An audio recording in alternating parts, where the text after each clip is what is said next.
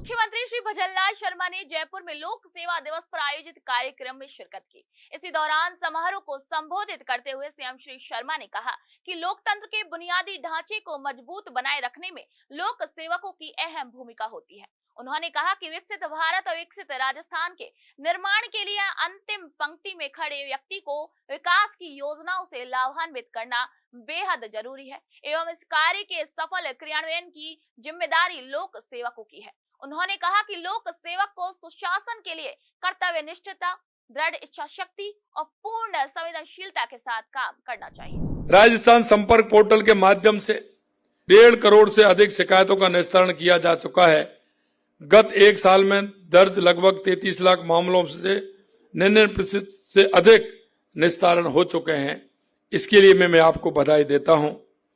शिकायत निस्तारण का औसत समय घटकर 15 दिवस रह गया है तथा संतुष्ट व राहत प्रतिशत में भी बढ़ोतरी हुई है, लेकिन मैं चाहता हूं कि इसमें और कमी आए, ये घटकर के और आए। अगर हम थोड़ा सा प्रयास करेंगे तो ये और भी घट करके आए। उन्होंने कहा कि जरूरतमंद व्यक्ति अभाव में जब लोक सेवक के पास आता है तो पूर्ण जिम्मेदारी से उसकी हर संभव मदद करनी चाहिए। उन्होंने आमजन को त्वरित राहत पहुंचाने के लिए लोक सेवकों को निरंतर जन सुनवाई करने के लिए भी निर्देशित किया। उन्होंने कहा कि हमें टीम भावना के रूप में सार्वजनिक हित और लोक कल्याण के साझा लक्ष्य की प्राप्ति के लिए कार्य करना चाहिए।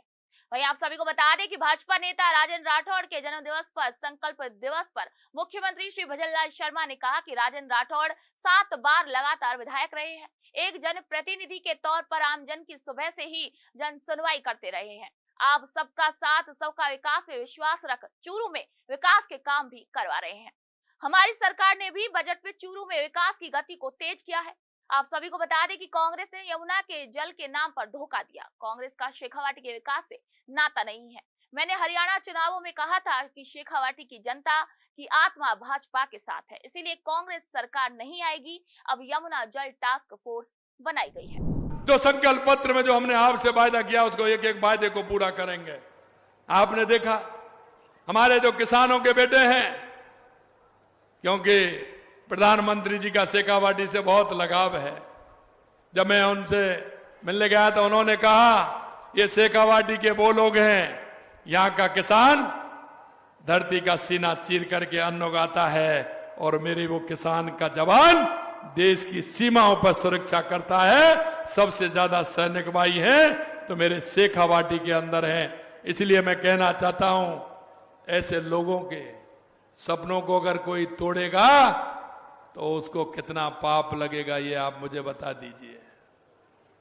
हमारे देश के यशस्वी प्रधानमंत्री नरेंद्र मोदी जी ने गरीब कल्याण की योजनाओं का, क्योंकि 2014 के बाद का परसेप्शन आपने देखा है, क्योंकि राजनीतिक दलों और राजनेताओं को बदलने के लिए हमारे देश के यशस्वी प्रधानमंत्री नरेंद्र मोदी जी ने मजबूर कर दिया है।